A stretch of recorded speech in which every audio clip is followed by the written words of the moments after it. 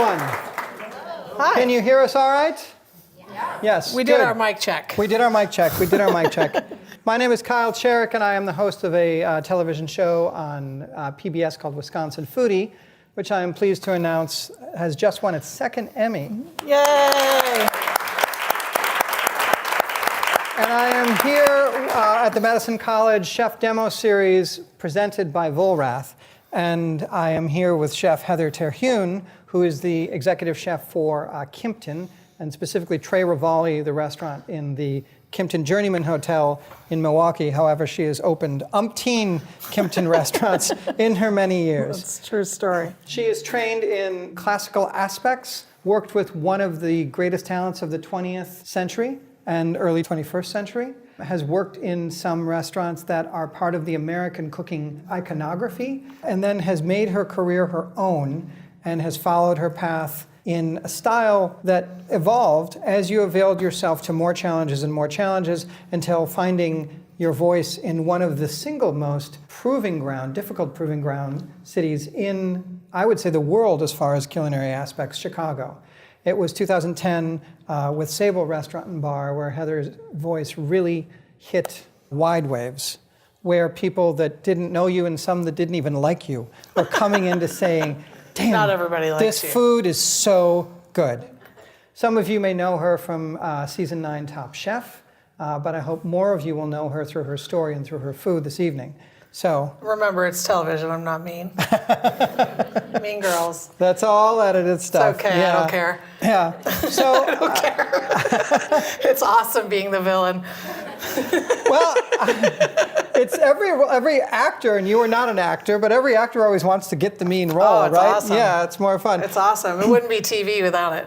So let's kick off with the discussion about that experience. Yeah. Talk about Top Chef. Talk about what it did for the perception of your career, and then actually did for you internally and how you went forward. You know, it's funny. Top Chef is something I never thought I would do. I never had any interest in it. I didn't apply for it. It wasn't like I was a super fan. I'd known people in Chicago, my peers who have done it, Stephanie Izard, Dale Levitsky. There are a lot of people that had gone through it. And when they approached me, I was like, I didn't even tell anybody.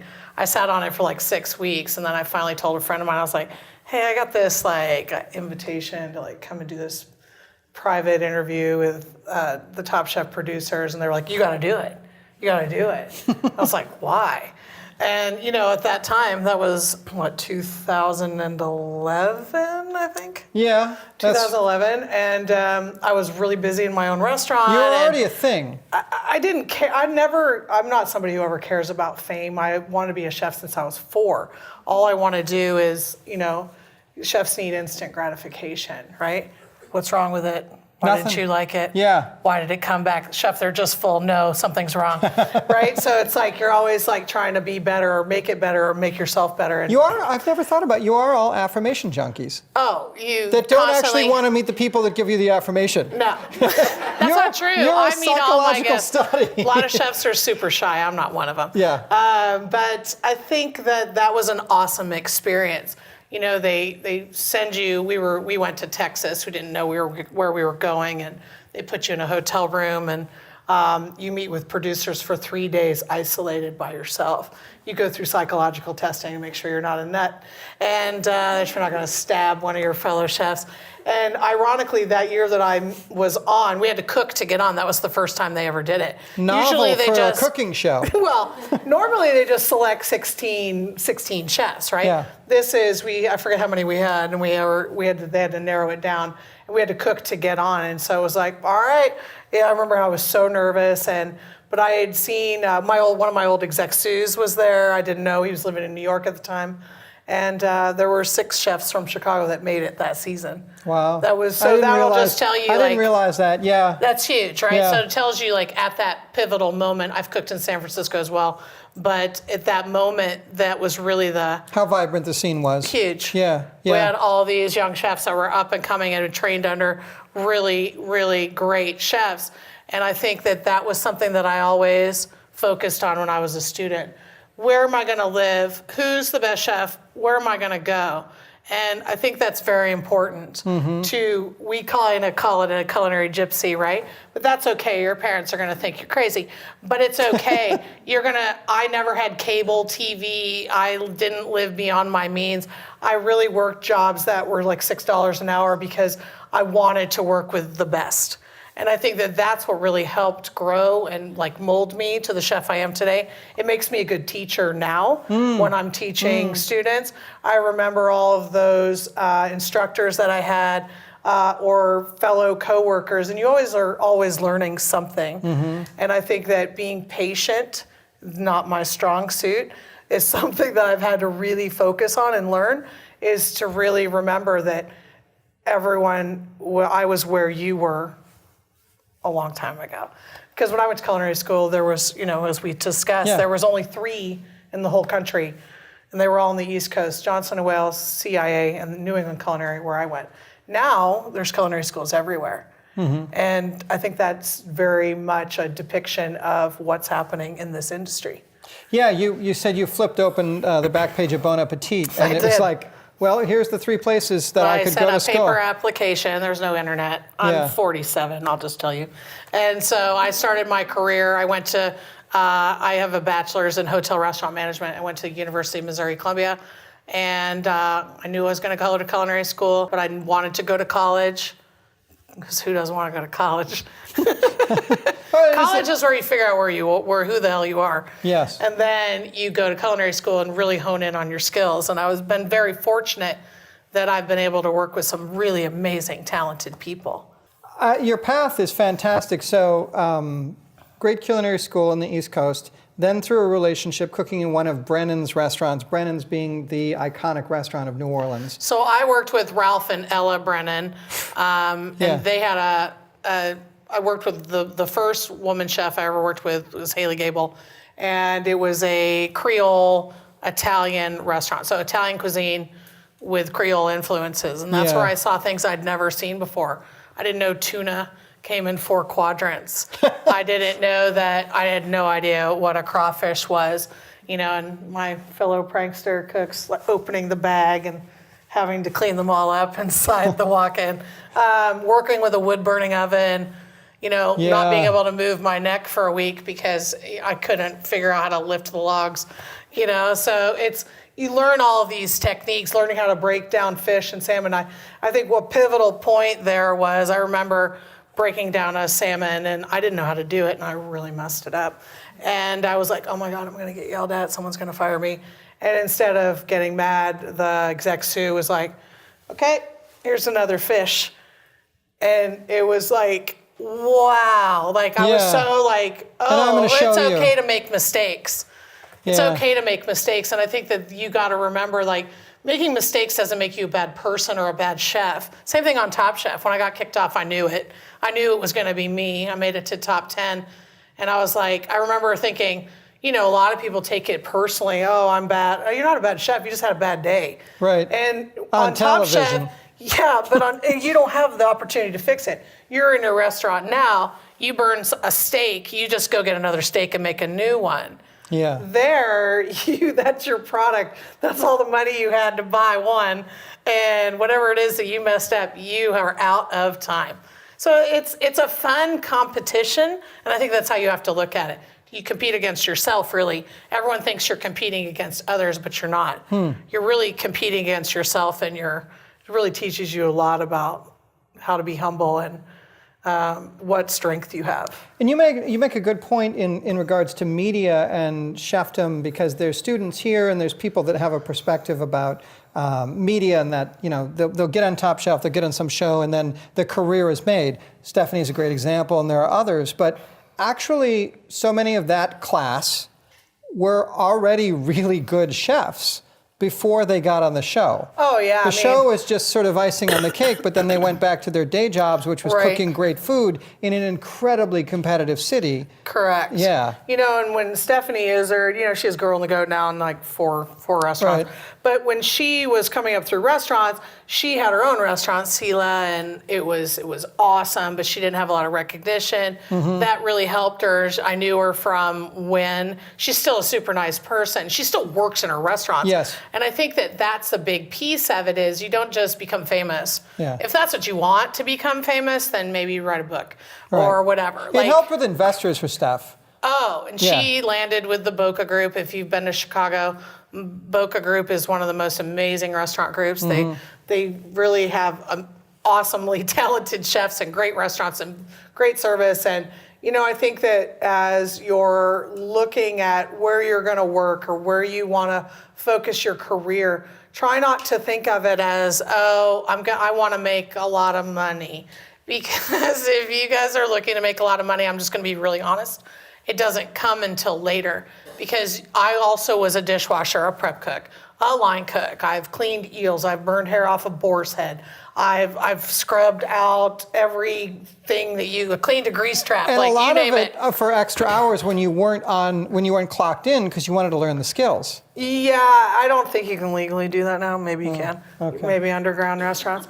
But I would work for 4 hours before I even clocked in so I could come and learn. Yeah. You know, and when I worked, before I went to Jean-Louis in D.C., I was working at a super fine dining French restaurant in the Willard, it's called the Willard Room. And I remember having to do everything.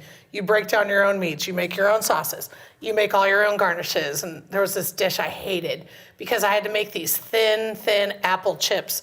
And they were so thin that you had to make extra because you always broke them. And it had this like smoked trout, like layered Napoleon thing. And I was always cursing this dish, but right? But it made me remember like, okay, just make your apple chips better so they don't break. And all the things you were doing, by the way, 19th century France just called cooking. Right. Yeah.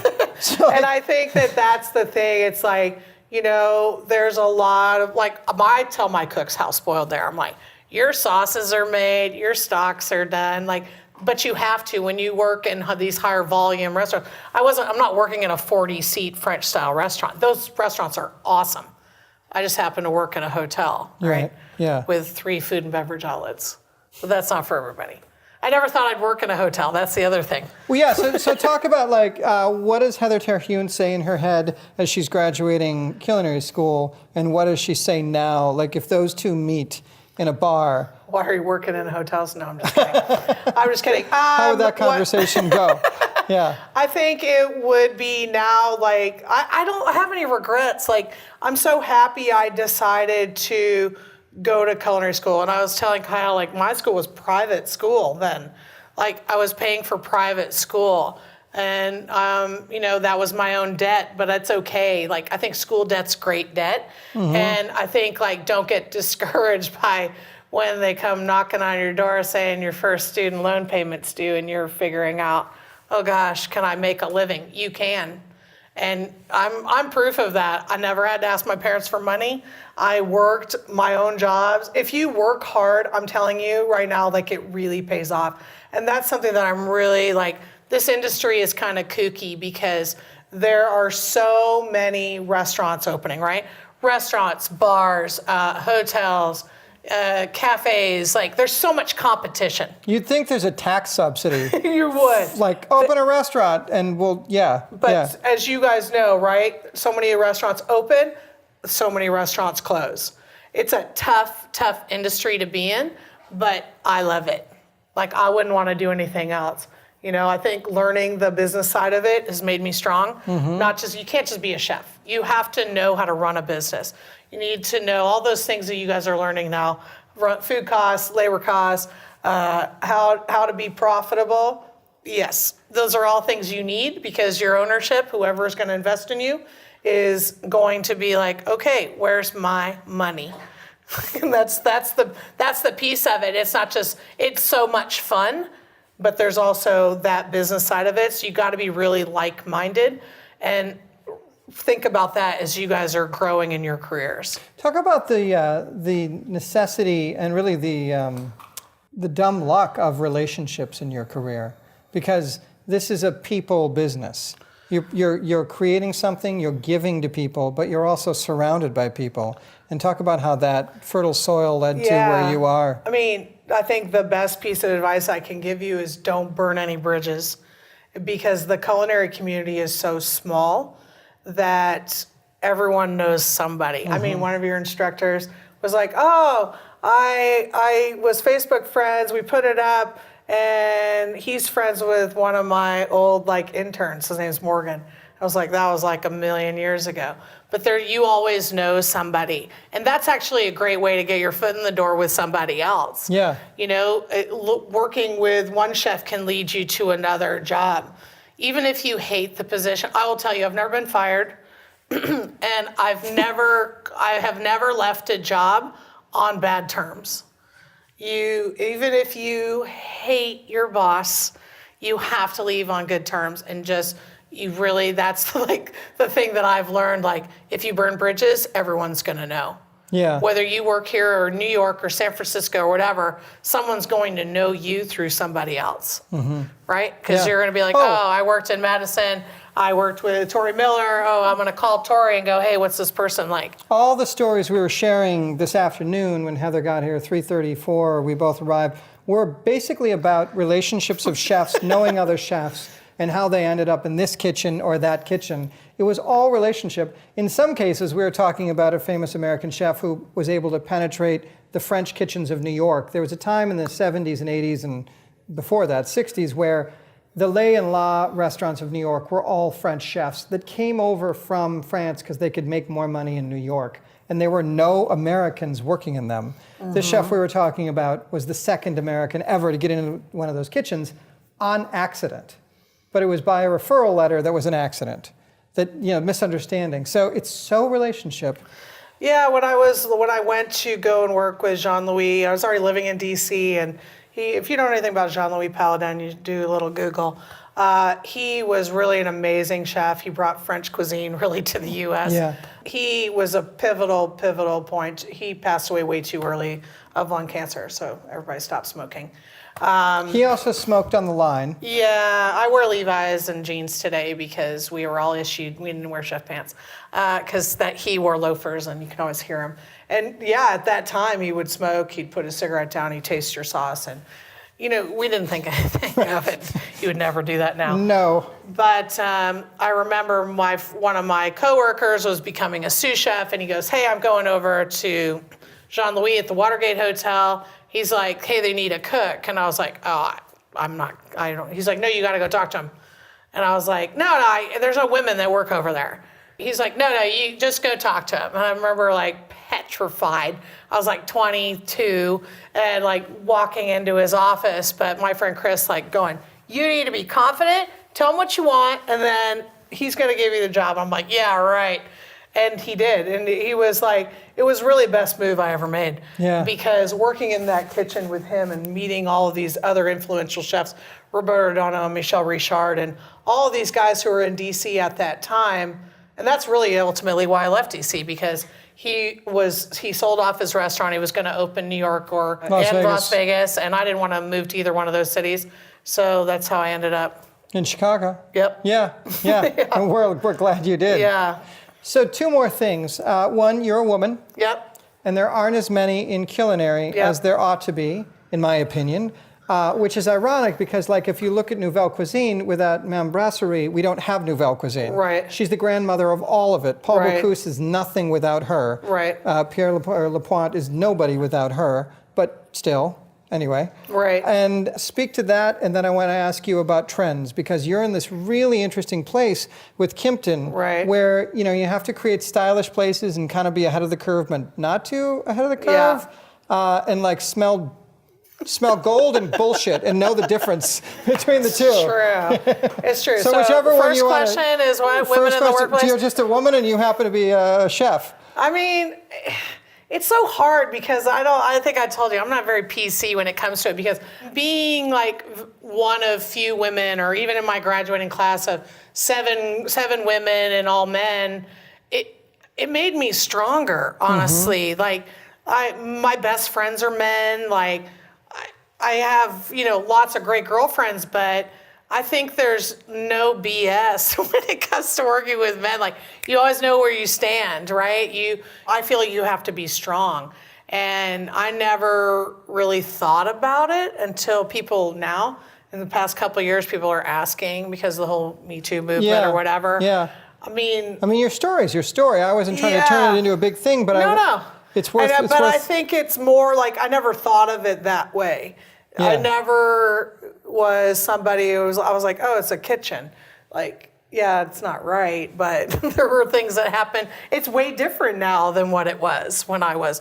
But I think like if I was going to culinary school now, or if I was just entering as I would be, okay with it. Still, it's your career. Whether you're a doctor, a nurse, an actress, whatever, there's stuff everywhere. I think you have to be self-confident and self-driven, and don't let anything stand in your way. Mm-hmm. I never let anything stand in my way. I'm a middle child, so, you just keep powering through until you get what you want.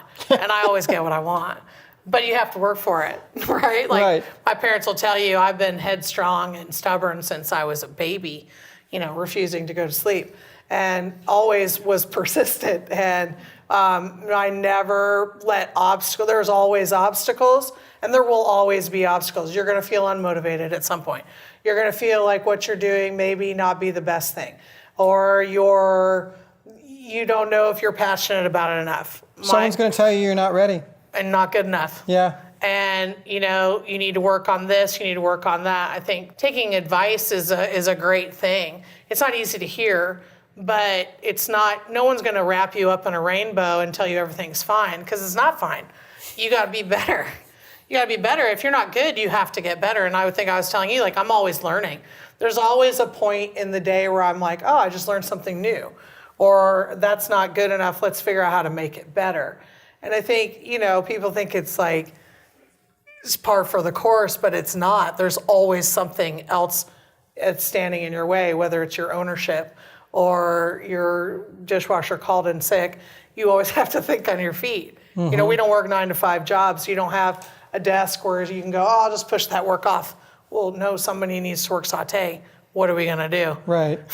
Right. You got to be a good problem solver. Yeah. Well, and you were sharing before when we were just talking that something that kind of blew my mind, that on Top Chef, you learn techniques from the other chefs. Oh, constantly. I don't think of it. I think of it as like Lord of the Flies, right? The way that it's portrayed. It's a little bit like that too. But you also learned how to grill octopus. You learned. Yeah, I learned how to poach it in olive oil, which is a technique I use today. Yeah. And instead of boiling, some people boil it, and we poach it in olive oil for 20 minutes in a 200-degree oven. I'm telling you, it works. Learning. I didn't know this. I'm sure I told you, like, basics, like putting 2 deli lids together with tomatoes and cutting them across. You guys know that. But I didn't until like 2011. I'm like, what are you talking about? I love that. I was like, I could cut a dozen cherry tomatoes right now? The Chicago and National Press are beating a door to Sable in 2010, right? People are waiting to get in. You get on Top Chef and you're like, really? That's a cool move. You just learn silly stuff and you're like, how come I've been doing it the hard way? Yeah. Right? And I think that as you never not learn something.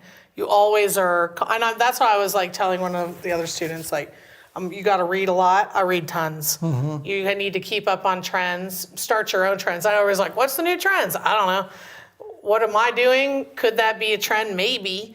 Is it quinoa? Is it this? Looking at food trends. Is it vegetarian? Is it vegan? Is it, what's coming up? Is it charred food? Is it cooking sous vide? So how do you manage that with a fair amount of pressure with the premier hotel group that you cook for? That is known for being unique, sexy, interesting, distinctive, worth the money. I think you have to keep yourself fresh, right? Never settle for, I never think about like going to work. I never go, oh God, I gotta go to work. No, I'm always thinking about food. People think it's crazy, but I sleep with a notepad by my bed because I'll wake up in the middle of the night and I'll think of something. Oh, I'm there. I'll have an idea. Yeah. And then, or I'm not gonna sleep at night if it continues. And it's just, I think about food a lot. I think about technique. I think about ingredients, cookware. I think that's why it's great to just travel. Even, those are the best experience I've had and where I've learned, and why we're going to cook this Spanish tortilla, because I learned it from a Spanish grandma in Pamplona. And watching her cook, she didn't speak a lick of English, and my Spanish isn't great. Yeah. But Yeah, you kitchen know, Spanish but isn't going to everybody's- pass in Pamplona. No. See, no, it's different. Kitchen Spanish, Mexican Spanish, different. Yeah. But everybody speaks food, Right. right? Everybody speaks food, and I think that with a few gestures and it's the same. Like you're like, oh, why is she cutting the potatoes like that? Yeah. What olive oil is she? Why is she doing that? Like just looking at those things, I don't know. It's tough. It's tough to like finger point like. Yeah. What that It's is. more a feel for it, right? Yeah, and I think staying fresh and like being uncomfortable, breaking the mold, being okay with not with it. If you don't feel right, then it's probably right. If it feels weird, then you're probably doing the right thing. I like that. Being scared is Yeah. okay. Taking a risk, I always say, let's just take a risk. You know, you try a new dish and somebody's like, oh, one of your chefs, this happens to me all the time. Oh, chef, I don't know, I don't think that's gonna sell. Let's just try it. Let's just try it. If it doesn't work, then we won't do it again. Right. Let's just try it. Yeah. Maybe it'll work, Well, maybe that's not. before, and then let's transition to cooking. But that's what defined you with Sable. Yeah. Was it was basically the best, worst idea you had, and Kimpton said, "Okay, let's go with it." Yeah, we and were this is not going to work. It's no longer really that What it concept was, anymore, sure. but Camelot moment. it's hard to see a restaurant you build. I was Yeah. there 5 years and I moved to San Francisco, watch it like kind of dissipate, trickle. But Transition. they've had 3 chefs since I've been there, so it's never going to be the same. But people still think of it like it was Right. back in the day. But I had this idea, we were building this large format cocktail bar, and you know, it was 2010, and I had this idea. I was like, hey, why don't we do this half and whole restaurant, handheld food, no fork and knife. We just things you can pick up and eat, or maybe it's just a spoon, like not a lot of fork and knife stuff. We built the whole restaurant, halves and wholes, built for 2 people or 4 people, and then you can get an extra piece. So it was sliders and chicken and waffles, and just I pulled a lot of influences from places I live, shrimp and grits, but with a twist, right? Not traditional food, and they were like, that's never gonna work. This hotel, you gotta have a grilled salmon, you gotta have your chicken. I was like, no. I don't want to do any of it. Right. But luckily, I've worked for my company for a long time. It was 20 years this year. And they were like, they didn't think I could reinvent myself. I was hell-bent on reinventing myself. I was like, I will show you. And they took a chance. And they were like, all right, if it doesn't, I knew if it didn't work, I'm going to be fired. Right. I was like, I go, well, this has to work because failure is not an option. You gave yourself enough rope not to hang yourself, but I yeah, did. I mean, I'm sure they wouldn't have fired me, but they were like, "Hey, dude, let's go back to traditional cooking." And now you saw that was that whole shareable plate concept. Yeah. That's what really. I'm not saying I started the trend, but I was certainly on that trend of let's see if we can do this. And then they started opening other restaurants that were very much a shareable restaurant. At that time, people were really getting away from entree, appetizer, entree, dessert. And that was the other piece. I was a pastry chef. I had a big pastry background. I had 9 desserts on the menu, not unlike my restaurant now. And we were making everything from scratch, pretzels, rolls, everything. Anything that can be made. We made granola, jam. People were like, you're insane. I'm like, no, we can do it. And we did. Yeah. And so never let anybody tell you no, that you can't do it, because you can do it. Well, we can cook some food for you right now. We can. We will Okay. do a demo. Yep. So we're going to move these chairs. We're going to step behind the counter. I am probably not going to do much but talk. And you, chef, put are you going over. to cook. All Okay. right, cool. All right, cool. So you guys will see, or you want to move these over? So you guys will see my style is, even though I worked in a lot of like fine French dining restaurants, I think the simplest food is certainly the best food. This Spanish tortilla is something that I learned.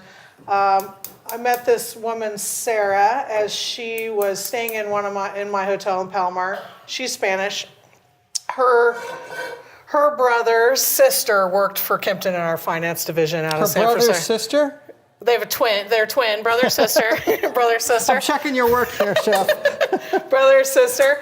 So anyway, I ended up meeting them, blah, blah, blah. Long story short, they're moving from Chicago. She's Spanish. So I ended up going to Spain in 2013, and I stayed with her and her family. She's from Pamplona. I traveled all throughout Spain. If you've never been, you should go. Did you run with the bulls? I did it. It wasn't the running of the bulls time, But I hear it's overrated.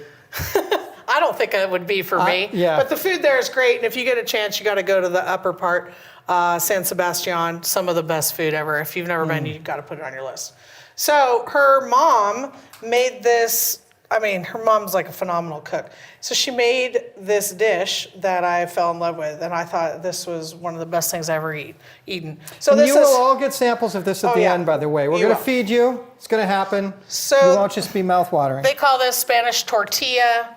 Potatoes really weren't part of Spanish cuisine until the Incas brought potatoes to Spain. The conquistadors showed up and said, we have swords and flags. We have swords and flags. and we have this. you have turkeys and potatoes and gold, and we're going to take all of them back. We're going to leave you with the common cold. But Exactly. that's another story. So this is a crazy amount of olive oil. It's a cup and a half, right?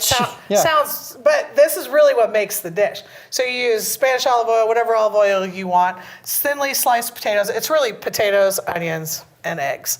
So most of the time you eat this for lunch in Spain. So we're just gonna start to like saute these thinly sliced onions. And thank you guys, all the students, who helped put this together because They I didn't do a lick of prep. prepping away. And A lick of I prep. just have to point out, like this is, and I said this with the other chef's demo, like all these recipes, at least thus far, this is peasant food. I mean, this is potatoes, onions, garlic, and eggs. This is For sure. the simplest of ingredients, but all delicious things. Well, it's not fussy, and I think Yeah. that some of the best food is like the things that you have memories of, right? My mom's now We intimidated. have collective memories of.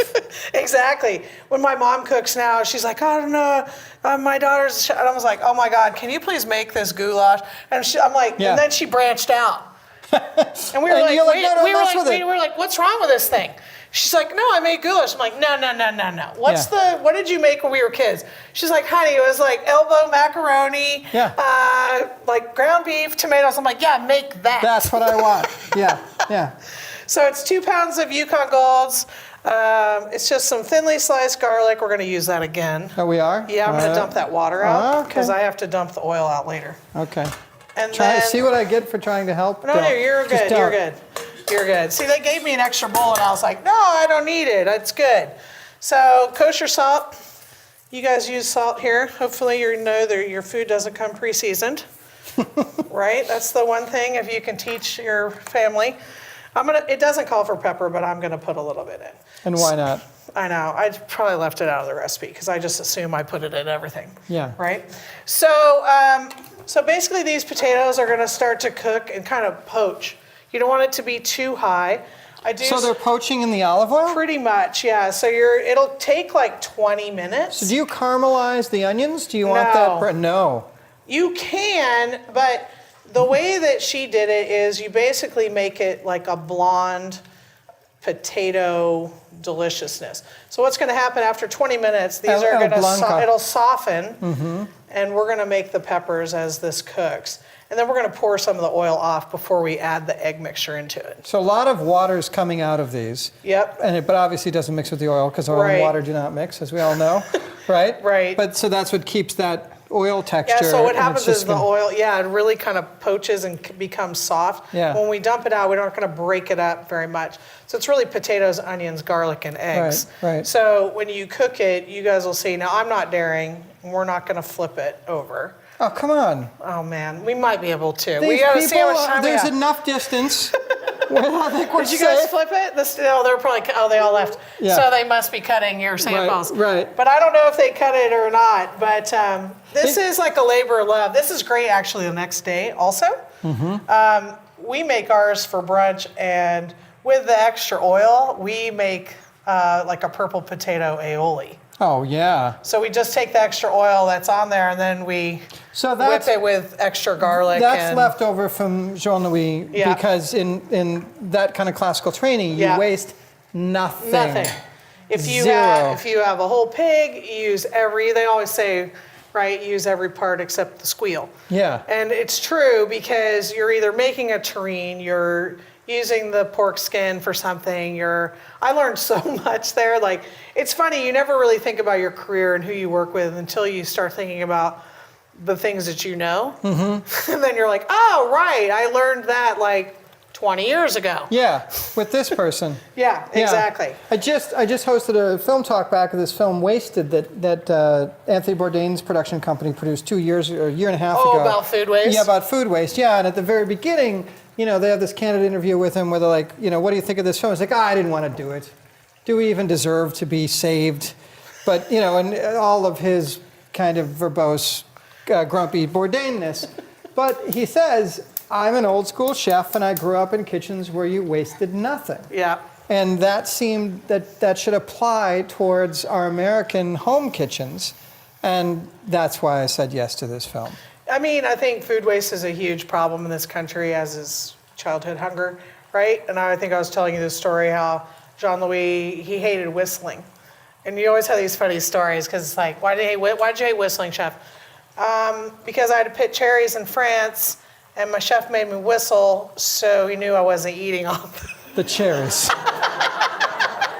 But then he was like, they made like something out of the cherry pits. Like, I just thought it was really like fascinating that was how I was fortunate to grow up in that space. The story of another chef telling me that he was doing a mussel dish, an oyster dish, and he had the shells on the side, and it was actually Jacques Pepin that was there, and he's like, oh, you're going to use those for these 4 things. And it hadn't even occurred to this American chef that you could do that. And Pepin had 4 separate things you could do with the oyster shells. Were you here when Jacques Pepin was in Madison? I was so jelly. No. Because he was cooking here. Yeah. He's really, I was telling everybody, you should read that book. My Apprentice. Yeah. Yeah. The story that I'll share with all of you that I don't share very often was that we were fortunate enough in the first season of Wisconsin Foodie to film with him. And then the following year, I saw him at Kohler Food and Wine when I was presenting. And then the following year, the year that Tori Miller won the James Beard Award, we were there filming in New York. And Jacques, I was in the green room, it's just like the Oscars. You walk off stage and then everyone's in the green room and there's champagne and stuff. And it's a place to hang out after you just presented or won. And I'm standing there alone, basically. Guy from Wisconsin, crew doesn't need me. I'm just killing time because there's free drinks in there and I don't know where else to go. And Jacques Pepin, now the whole space is about as big as this kitchen right here. Jacques Pepin comes off the stage and walks up to me and says, Kyle, I just kind of screwed up. I should have come to the rehearsal. I didn't read the teleprompter correctly. I hope they're okay with that. And I say, I bet it's all right, chef. Let's go get a glass of champagne. So we turn, and the entire room parts as I walk up to the bar with Jacques Pepin. And in my mind, I'm thinking the rest of the world can kiss my butt. I would say that's a good theory. Half of New York's culinary scene is in this room right now, and they don't know who I am, but they know who he is. And I'm walking up to the bar with him. So. I would have held his hand. Oh my God, it was so great. It was so great. Oh, he's with me. Yeah. I mean, what I'm thinking is like, he remembers my name. That's awesome. Who he is. He's one of those old school chefs that's not old in the sense of age, more just genuine and kind. Yeah. And he's so well respected. Right. He's unimpeachable. There's no. If Julia Child was probably the one person I met that I just fell in love with, I thought she was amazing. And she's not even really trained. She never called herself a chef. Yeah. But she was so influential in the culinary world. And there's so many of those chefs out there now that I still look up to. And, it's like chefs that, even if I was on like your same level, I never think about that because it's like, it's such a respect thing. Right? And I call everybody in my kitchen chef because I want them to think like a chef. I want them to be a chef, even if they don't want it for themselves. Like I want it for them, or probably, And there's always those students and those employees that you have, and you guys will know who you are, that have a passion for this business and really get excited about food and ingredients. And I love when we get something new. Like we just got these black truffles from Burgundy, and some of my chefs have never seen it before. Yeah. I've never seen it. They were like, what is this? I'm like, oh my God. You gotta. Gold. It's black gold. This is amazing, right? You get those little bits, or some people haven't seen like Romanesque. Like, they don't know what it looks like. They've never had it. It's always exciting for me to be like, oh, right, maybe you've never seen it. Yeah. Is it just regional? Is it not? So I also started making the oil. Okay, butter. So this And is oil? all olive oil. So in Spain, you don't really see a lot of butter. Oh, with garlic. This is also a part of the component. These are roasted red peppers. Sometimes you can find the pimentos. They're a little bit spicier. So basically, what we're going to do is there's a jar next to you, and you can taste if you want. Yes. Is- Yes, chef. We chef. You should be able. So this is basically a mixture of smoked paprika. World's largest spoon, I world's know. Do you want a smallest jar. smaller No, I just Use the back. I always you trying to use punk the back. No, just don't get it on yourself. Maybe a little. So really, we infuse a lot of oils. I love olive oil. I think it's really should be part of your. So this is basically dope good. That's good, right? So you're basically making this. Can I eat more of this? Yeah, you can have the whole jar. So you guys will have this recipe too, but sometimes I cheat it. Where I like to bloom this is smoked paprika, which is, they basically smoke the chilies, I'm right? Hungarian. You're If I don't Hungarian, have so that you once know. a month, my blood changes, Oh yeah. and it's problematic. I have to. It's a thing, and Oh, so you can see how this is changing also. You see how the potatoes are almost becoming translucent, Yeah. same with the onions. So this will cook, they'll start to soften. And remember, it's gonna cook 20 minutes. We're gonna pour off the oil. We're gonna put it in the oven as well. And then you guys are it's delicious. So this is a great brunch dish. That's how we serve it. I bloomed the garlic. and the smoked paprika in the oil. These peppers have been roasted. They take the seeds off. We're just gonna put some salt. You have some sherry vinegar next to you. Hands up to the culinary students, by the way. I think they're here that clean these peppers. Oh my gosh. Yeah. I know. So you can dip the peppers in and out. You can put a little bit in there. This is just aged sherry vinegar. Is that good? Yeah. Yeah. We can, and we'll taste it. So really, what we're making is a marinade, essentially. You can make these ahead of time. I pack them in jars like that. You can give them as gifts. And this is, if you're using fresh garlic, though, make sure that you keep it in the refrigerator until your guest, right? You don't want to get botulism. Right. Nobody wants the botch. Nobody wants that. Nobody wants the botch. So really, That's the culinary school T-shirt right there. Nobody wants the botch, and only those in your tribe will know what that is. nobody wants the botch. So this looks pretty good, actually. So the potatoes Yeah. are starting to become translucent. You guys, we're going to set those on the side. This looks pretty good. Yep, you're just going to eat peppers, which is great. All right, so here's what I'm going to do. I'm going to take this bowl. We're going to pour out some of the oil. That's hot.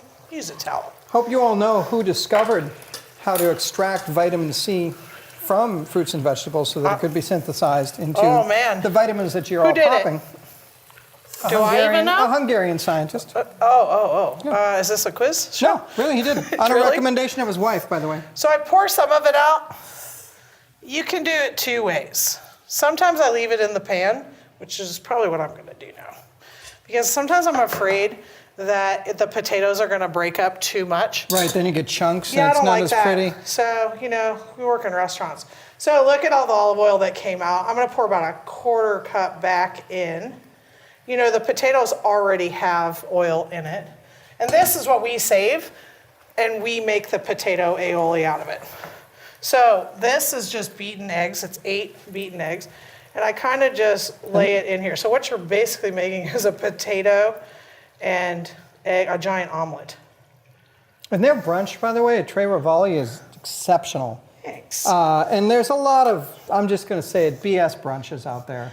I love breakfast, so we try to make it good. Yeah, it's like, it's at the same quality as dinner. It's Thanks. so, yeah, it's true. Thank you. you. It's my wife's favorite meal. I love so breakfast. I have to be on par. Like, I can't just say, let's go here. You can't now. Yeah, because where am I? That's the thing. I think everybody's like, I hate breakfast. I hate brunch. I hate She'll working give brunch. me one of these. She'll look over the top. Yeah.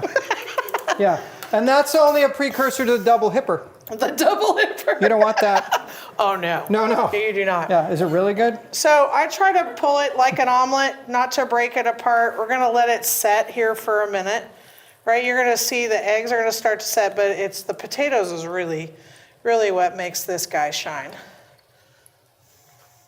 So we're just gonna let this guy go for a second. We're probably gonna put some cheese on it. So I love that Yukons, which are like a distant bajillionth cousin of the original little purple ones that were found in the Andes, Oh yeah. that the Incas and Mayas were able to eke out a subsistence from, among other things. I mean, the only two domesticated animals that these people had, think of it, were llamas and turkeys. Llamas and turkeys, that's Yeah, true. yeah. I'll save some cheese for you. Oh, thanks. So this Thanks. is Manchego cheese. This is a Spanish cheese. Sheep's milk, Yeah. sometimes made sheep and cow. So here's the key, guys. You want to make sure that it's a little fluid before it goes in the oven, or you're going to be super sad because you're never going to be able to get it out. So hence, see, that's why we use olive oil. The wiggle. The wiggle. It's got to have a little wiggle. We make sure the eggs are kind of set. We're going to go into a 350-degree oven. And we're going to see how it turns out.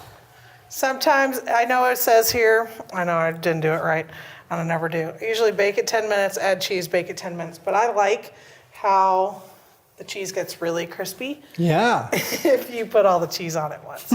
So that's the thing about recipes. I don't follow them very well. So when do these come in?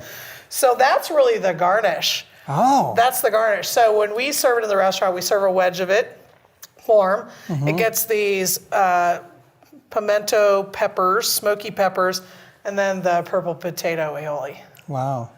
Yeah. right? So a lot of times you'll see that it's served room temperature. If you go to tapas bars anywhere throughout Spain, you'll see it in the case. You can eat it cold. You can put a fried egg on it. Put an egg on everything in Spain. Do they? Yes. Put an egg on it? Literally, you put egg on it. Put an egg on it. There's a great restaurant in the market in Barcelona, and it's called El Quim, Quim. And the best dish I ever had was the sautéed baby squid with a fried egg. Just probably 4 ingredients. And I think that's Salt the key. and pepper being the other 2. Yeah, I mean, Yeah. if you ask my chefs what my favorite ingredients are, they'll tell you. Salt, kosher, or flake salt. Right. Or 3 ingredients. Citrus, namely lemon, and olive oil. And I always feel that you need something at the end. So pretty much every dish, if you come to my restaurant, it's all finished with the same things. Lemon zest, olive oil, flake salt. Because it makes everything better. Right. Any citrus. We have literally a bowl of citrus. Lemons, limes, oranges. Thomas Keller travels, and I've seen him. I don't know him, but I've met him, but I've talked to him, but like I kind of, through other chefs, have spent time with him. And it's legit. He literally travels with a small container of fleur de sel in his pocket because he's like, it tastes better. Unlike my best friend Thomas Keller, I also have a tin, but it's in an Altoids tin. Because I'm like, oh, it's just an Altoids, and I'm like seasoning food.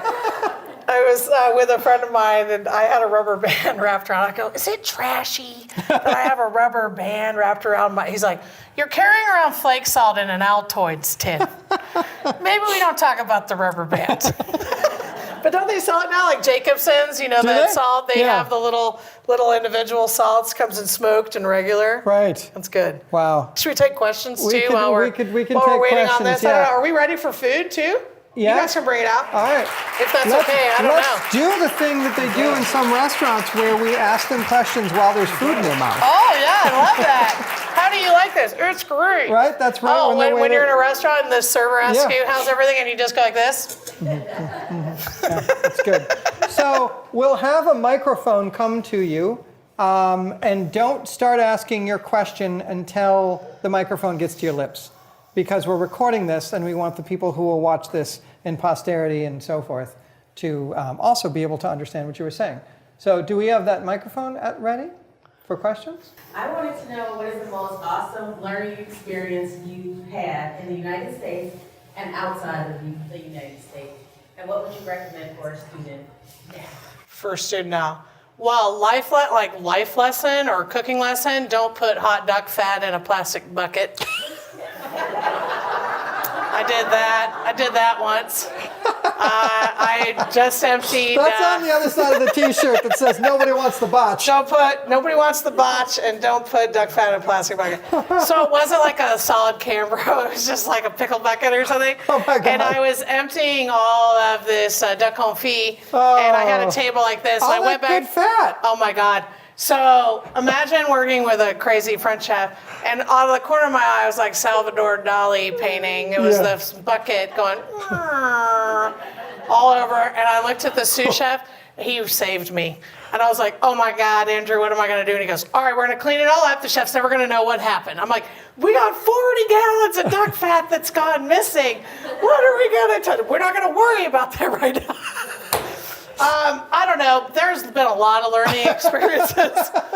I think going to events, like working in restaurants, but going to events like with my chef, like volunteering to go and work for like a food bank benefit, or, you know, we did Spinazzola Festival in Boston. And that's where you get to really network with other chefs. I think that you should use your own time. And I was telling somebody else this too, like, give back. Like, I always taught classes for underprivileged kids. Go volunteer at Ronald McDonald House. People who have these tragic situations that are happening need to be fed, and they need food, and they need comfort food. And to have somebody there to like take that pressure off of them, so they're not heating up a reheated pizza or something. I think that was something that was taught to me early on, even as a kid, but really more so giving back in use your skills. Right? You don't need to give money, give time. And I think that is something like people are like, I don't have any money to give. You don't need money. You just give the gift of time. And I think that that's something as students that would be very helpful to go and do that with. If you're not even working in a restaurant, there's resources out there. Yeah. We're here. Volunteer at a food festival, like. We're here to help each other. Right? We're here to help others. Yeah. Yeah. So I think early on, like really being open-minded, not standing in my own way and my own stubbornness, which I'm very stubborn, is like there are opportunities for learning everywhere, and not being so, I got this, I don't have anything, I know what I'm doing. You have to remain humble, and I think that was something that I really learned. So for you guys, try and travel if you can. Figure out, don't get stuck in, I have to stay in one place. Really expand beyond that. I'm sure all of your instructors have lived in different places. They have worked with different chefs. That's how you learn. If you stay in one, I moved around just because I thought that was the best move for me. I could have easily stayed in a big city like Chicago and moved restaurant to restaurant, and a lot of people do.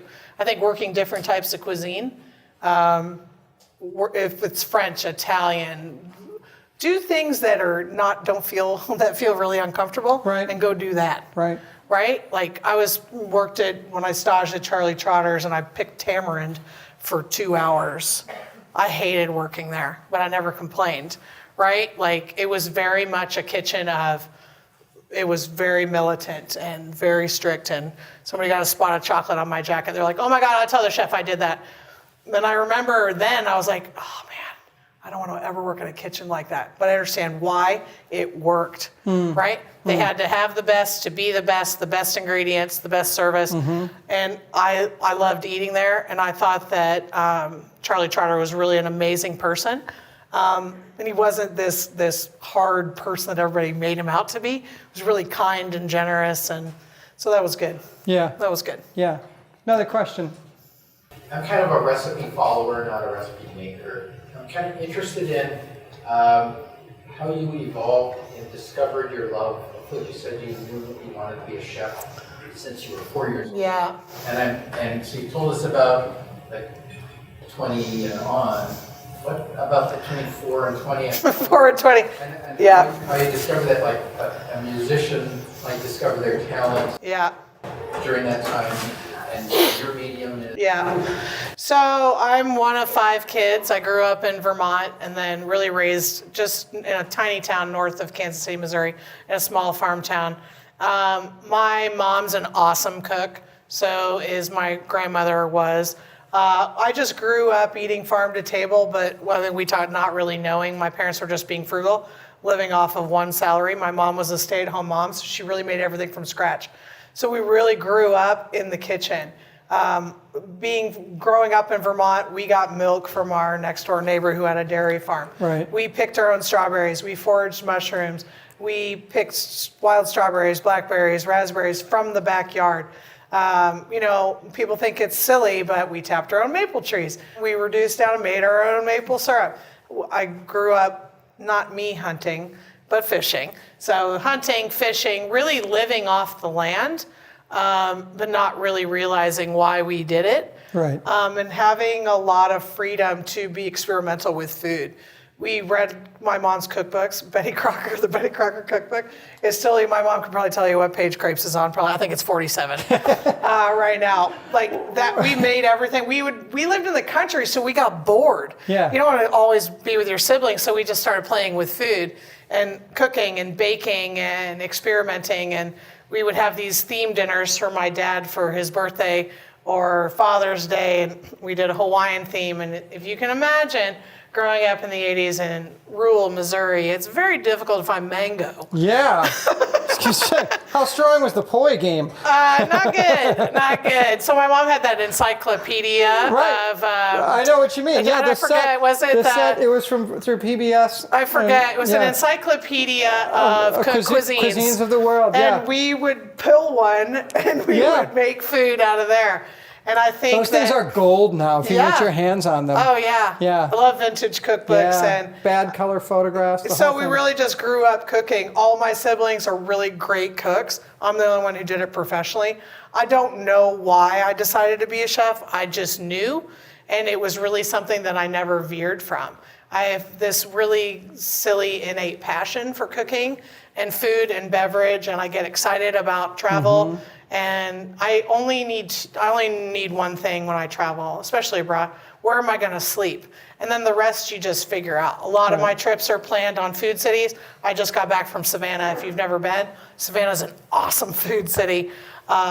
Really teeny. I forgot. I didn't know it was like 125,000 people. Oh, I didn't know it was that small. It's so small. But low country cuisine. They have some really great restaurants there. Yeah. But some of the simplest food is really the best food.